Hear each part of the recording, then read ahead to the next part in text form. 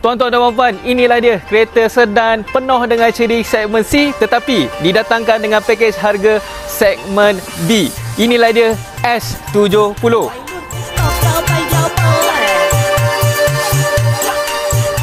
Untuk dari segi design, S70 ni tidak mengecewakan kita tuan-tuan dan puan-puan. Sebab apa? Bentuk kereta ni penuh dengan aerodinamik, sporty dan nampak muda tuan-tuan dan puan-puan. Bukan setakat body design dia je lawa tuan-tuan dan puan-puan, dia juga didatangkan dengan tayar bersaiz 17 inci. Pun sport rim dia cun melecun dekat bawah ni. Memang cantik. Dia punya sporty lagi bertambah muda.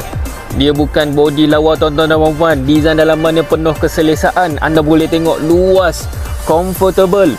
Seat pun fully leather. Memang nampak sporty tetapi selesa. Jalan jauh, jangan cerita.